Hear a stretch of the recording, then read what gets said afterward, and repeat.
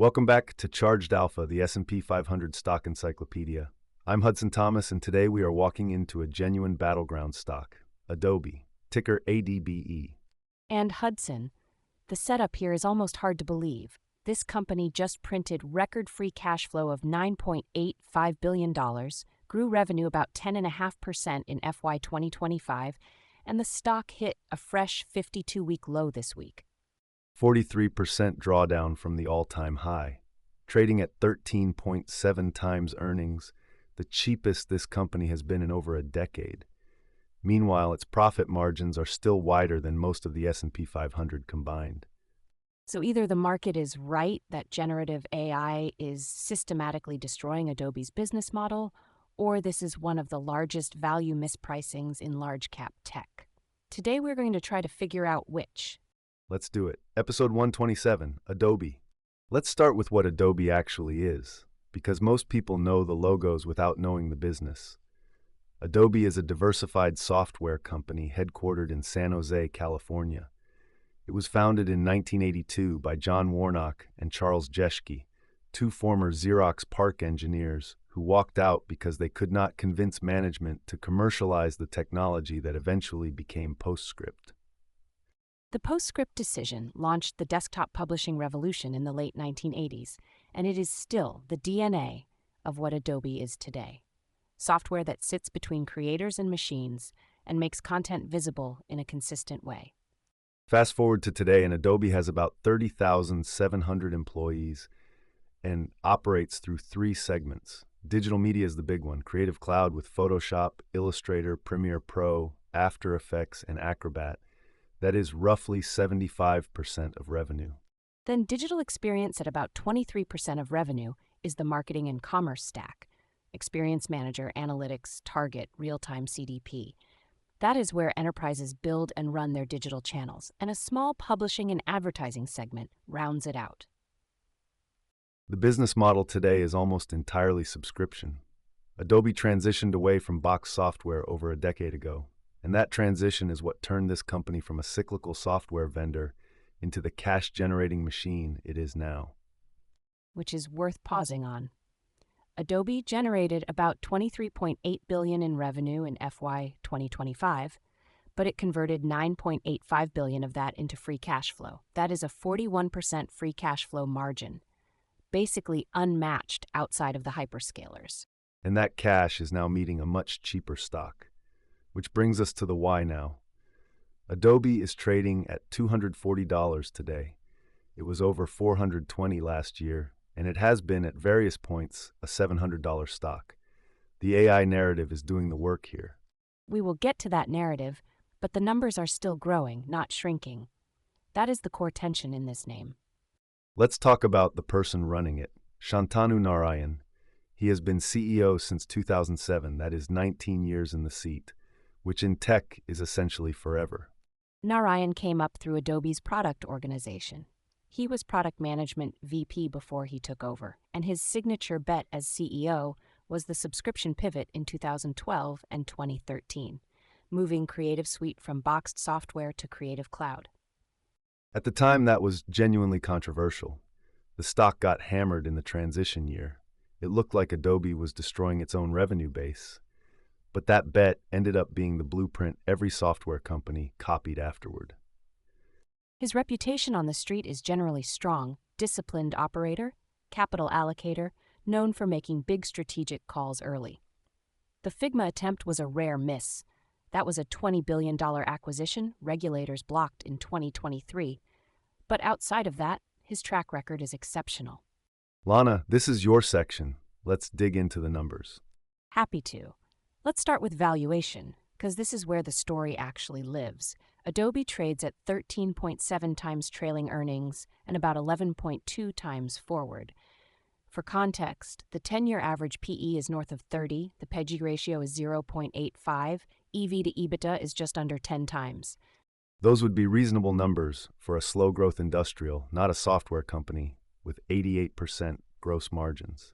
Exactly.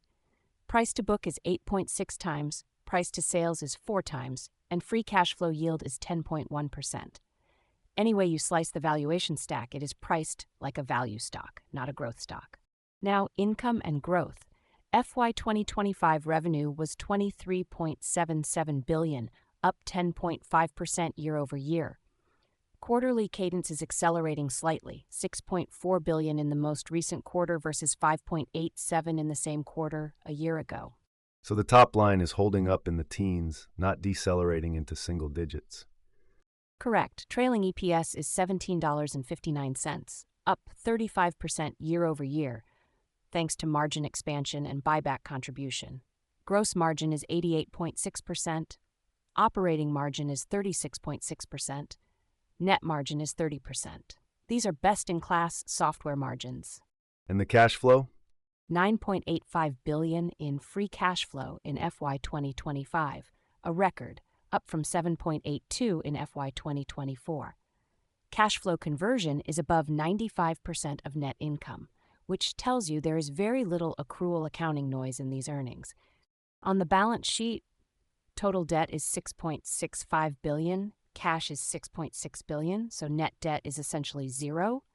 Debt to EBITDA is 0.03, current ratio is 0.91, which looks tight, but that is typical for subscription businesses where deferred revenue sits in current liabilities. So the company has the financial capacity to do almost anything it wants. Overall, Adobe's financial health is strong. $10 billion of annual free cash flow, zero net debt, and margins in the top decile of S&P 500 software. The valuation compression is not reflecting business deterioration, it is reflecting multiple compression driven by narrative. All right, what is the street saying about this? Let's talk analyst coverage. 62 analysts cover the name. Consensus rating is a buy, 34 buys, 24 holds, 4 sells.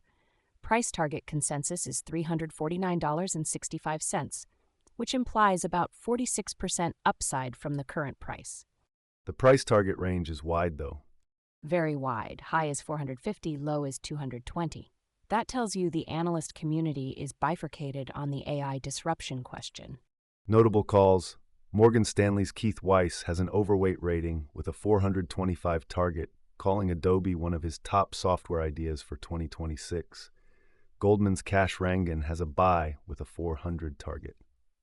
JP Morgan's Mark Murphy is overweight with a $410 target. And Bank of America's Brad Sills has a buy with 390. Barclays' Raimo Lenschow is overweight at 380. So the bulls are grouped in the high 300s and low 400s. And recent earnings. Q1 FY 2026 was a beat. EPS came in at 6.06 versus 5.87 estimated. Revenue was $6.4 billion versus 6.28 expected. Guidance? FY 2026 revenue guided to $25.5 to $25.9 billion, which is about 8.6% growth at the midpoint. Adjusted EPS guidance is $22.5 to $23. Firefly and AI-first products are expected to contribute over $250 million in incremental ARR this year. Next earnings is June 11th. I'll take the bull side because I think it is the more interesting one right now. Bull case 1. This is a $23 billion revenue company with 41% free cash flow margins trading at 10 times free cash flow. That math simply does not compute if you believe the business is anywhere close to stable. Bull case 2. Firefly is actually working. Adobe is moving it from free inclusion to paid SKUs with credit-based pricing. Management is calling for $250 million plus in incremental ARR just from AI products this year. That is a real monetization ramp, not a promise. Bull case 3. Multiple expansion is the biggest single catalyst. If Adobe simply re-rates back to 20 times earnings, not 30, just 20, that is roughly a 50% move in the stock before you assume a single dollar of additional earnings. Now the bear case. Bear case 1. Generative AI is genuinely changing the creative economy. Midjourney, DALL-E, Sora, Runway, and Canva's AI tools are all chipping away at the parts of the Adobe value proposition that used to require expert users. The prosumer and SMB segments are most exposed. Bear case 2. Figma is a serious, well-capitalized, independent competitor now that the acquisition was blocked. Figma is expanding from design into broader creative workflows and adding its own AI features, and it has the enterprise mindshare of a generation of younger designers. Bear case 3. This stock has been a value trap for more than 2 years. Every rally has faded. The market is telling you something even if the cash flows are holding up. Revenue growth has decelerated from 20% plus at the peak of 2021 to the low teens today. And if that slide continues into single digits, the valuation floor is lower than today's level. Let's talk peers. How does Adobe stack up? 4 relevant comps. Microsoft trades at 31.5 times earnings with 15.6% revenue growth and 46% operating margin. Salesforce is at 28.4 times with 9.1% growth and 21% margin. Intuit is at 29.8 times with 13.2% growth and 25% margin. Oracle is at 25 times with 10.5% growth and 30% margin. So on every single one of those metrics, Adobe's growth is in line or better than the average. 10.5% growth matches Oracle, but the PE is roughly half the peer group. That is the anomaly, and Adobe has higher operating margins than Salesforce, Intuit, and Oracle. The only name in the comp set with better unit economics is Microsoft, and Microsoft trades at more than double Adobe's multiple. Options activity. What is the market pricing? Options volume is running about 2.3 times the 30-day average after the stocks plunged to the lows. Put-to-call ratio is 1.1, elevated versus the historical median of 0.8. Implied volatility has pushed to the 70th percentile ahead of the June 11th earnings print. What is the expected move?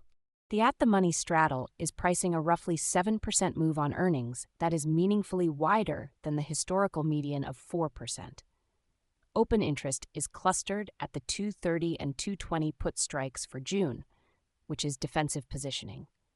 Call interest is concentrated at the 270 and 300 strikes, upside chase positioning from traders betting on a Firefly-led rebound. Usual caveat. Options positioning is not directional prediction. It reflects hedging as much as speculation. Correct. And with implied vol this elevated, anyone selling volatility is getting paid, but only if the actual move undershoots the implied. Insider activity. No significant open market buying from any insider in the past 90 days. Net insider selling is roughly $42 million, almost entirely tied to routine 10b5-1 plan sales and tax withholding on vesting equity. CEO Narayan, CFO Dan Dern, and Chief Product Officer Scott Belsky each had scheduled sales. No open market purchases, even with the stock at 52-week lows? That is what stands out. Some investors will read that as a missed opportunity by insiders to signal confidence. But for a company that runs heavy equity compensation programs, the absence of discretionary buying is typical, and not necessarily a directional signal on its own. Let's move to risks and watch points. Top risk is AI displacement. OpenAI's Sora, Midjourney, Canva's AI stack, and a flood of AI-native creative startups are commoditizing content generation and threatening Adobe's price points at the prosumer and small business end. Risk 2. Figma is free and well capitalized now that the $20 billion acquisition was blocked. It is expanding aggressively from design into adjacent creative workflows. Risk 3. The stock has been a value trap for over 2 years. Every rally has faded. That tells you positioning and sentiment, not just fundamentals, are working against this name. Risk 4. Subscription fatigue. Enterprise buyers are scrutinizing per-seat costs and pricing power appears to have plateaued. And risk 5, regulatory. The Figma blockage shows that Adobe's historical M&A playbook may not be available going forward. Key metrics to watch: digital media ARR growth, Firefly revenue contribution, and the net new subscriber trend in Creative Cloud. Those 3 data points will tell you whether the bear case is becoming reality. And forward catalysts. June 11th earnings, the Adobe Max conference in the fall, and any capital return announcement. Adobe has repeatedly authorized multi-billion-dollar buyback programs, and repurchasing stock at 10 times free cash flow is a very different activity than buying it back at 30. Bottom line, Adobe's financial health is solid. record free cash flow, zero net debt, best-in-class margins, and a valuation multiple at a decade low. The business is growing in the teens with expanding margins. The stock is down 43% from its high. The market's verdict right now is that generative AI will structurally impair Adobe's earnings power. The company's response so far, Firefly, Acrobat AI, Enterprise AI SKUs, is showing monetization traction but not yet proving re-acceleration. The single most important metric this year is the Firefly ARR contribution, because that is the clearest evidence for whether Adobe is riding the AI wave or being drowned by it. Watch the June 11th print. Closing quote from CEO Shantanu Narayan on the Q1 FY2026 earnings call last month. Quote, "We have the opportunity to redefine how content is created, managed, and monetized in the age of AI. This is not a threat to Adobe. This is the single largest creative inflection in our history." End quote. Bold framing. The stock price says the market disagrees for now. That's going to do it for episode 127 of Charged Alpha, Adobe, ticker ADBE. And hey, if you want to run the same research workflow we used to build these episodes, everything's free at chargedalpha.com. 11 screening tools across stocks, ETFs, options, crypto, bonds, REITs, commodities. No sign-up, no paywall. The same data that powers this show is sitting there waiting for you to run your own screens. Check it out. Until then, I'm Hudson Thomas. This podcast is for informational and educational purposes only. Nothing discussed today constitutes a buy, sell, or hold recommendation for any security mentioned. All investments carry risk, including the risk of total loss of principal. Past performance does not guarantee future results. Always do your own research and consult with a qualified financial advisor before making any investment decisions. The hosts and producers of Charged Alpha may hold positions in securities discussed on this show. This episode was researched, written, and produced using AI-assisted tools. All data has been aggregated from publicly available sources and may contain inaccuracies. Data is current as of the recording date and may have changed. Ooh-wee-doo! That ticker tape starts dancing fast. A bull market thrill that's built to last. Dividends are ringing up the swing. Listen to that sweet ka-ching. It's a Wall Street swing. That fast-paced rhythm makes you sing. Yeah, the Wall Street swing.